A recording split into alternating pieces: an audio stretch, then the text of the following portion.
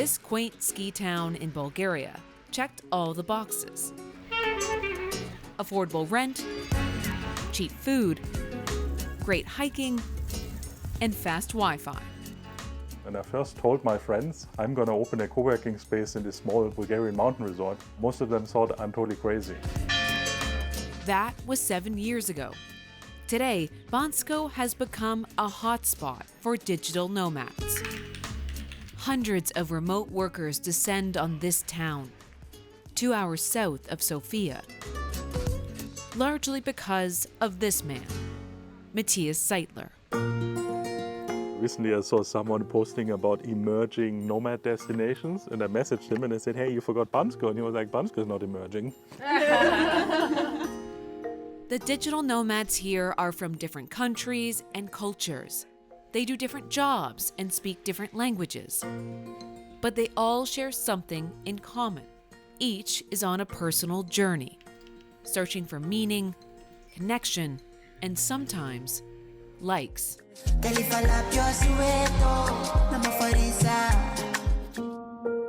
How I structure my nomad journey is that I try to go to all the most popular digital nomad destinations around the world. A year and a half ago, Ariel Fu left her 9-to-5 job in finance to travel full-time. She now runs a website called Work Anywhere Go. I help digital nomads live on budget and inspire other aspiring nomads to learn about the lifestyle and how to achieve location independence.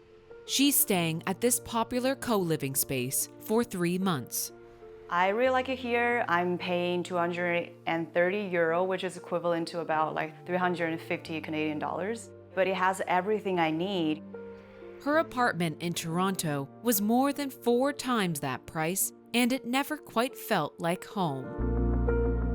I'm originally from China. I've moved to Canada for school, and I feel like I just didn't feel like a strong sense of community in Toronto. But in this remote Bulgarian town, she finds it. I think a lot of our members come for the nature, but they also come for the community. Originally from Munich, Germany, Matthias was a digital nomad before the term was even part of the vernacular. After a few years, he started looking for a place to settle down. And then a friend of mine told me about Bulgaria. It has a Mediterranean climate, it has a lot of mountains, and it has only 10% income tax. And then, of course, I thought 10% income tax is something that I would like to enjoy. In the winter, Bansko is one of the top ski destinations in the Balkans. But in the off-season, the town, home to about 10,000 Bulgarians, typically quiets down, until recently. Hey guys, welcome to Bansko Nomad Fest. Matthias organizes the world's largest digital nomad festival here in the summer. You can really feel that the whole town became way more international. Bansko is the first of many stops around the world for Finch Bergling. I want to go to Slovakia, then to Hungary, Austria, Czech Republic, Poland. Finch is a songwriter and music producer. 6 months ago, he left his home in Tel Aviv after seeing social media posts of people traveling the globe and sharing tips on how he could do it too. I realized you don't have to be rich if you want to see the world. Like, all you need is a laptop and you can keep walking. This whole idea, which was seen as quite niche before the pandemic, very quickly came into the mainstream. Dave Cook is an anthropologist at University College London.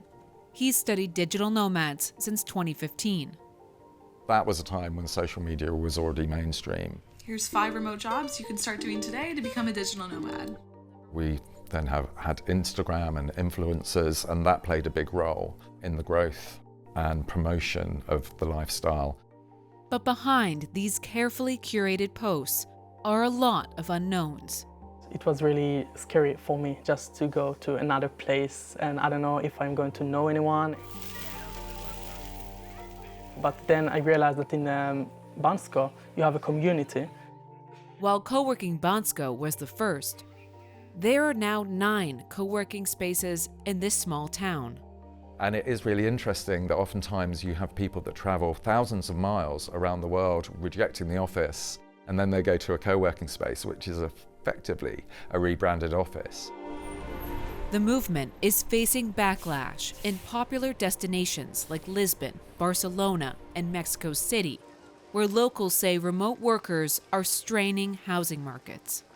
A lot of the heat and criticism is arising in places that already have a lot of tourist gentrification issues.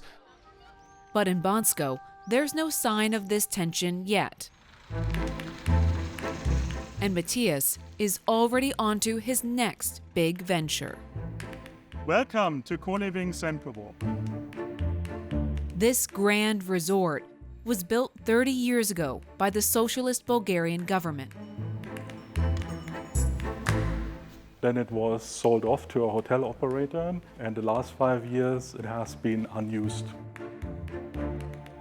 His plan is to transform this 17,000 square meter building into a massive co-living space for digital nomads. There will be meeting rooms, there will be co-working areas, there will be a restaurant. We will have about up to 250 people living in this building directly in nature, which means there's many opportunities to connect with each other. The building may be in disarray now, but Matthias sees its potential.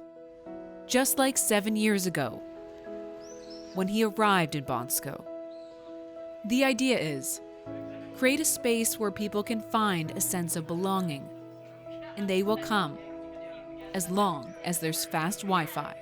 Are you happier now than you were in Toronto? I think definitely yes. I might stop being nomad in a few months. Tomorrow, I don't know. I just want to find a source of happiness.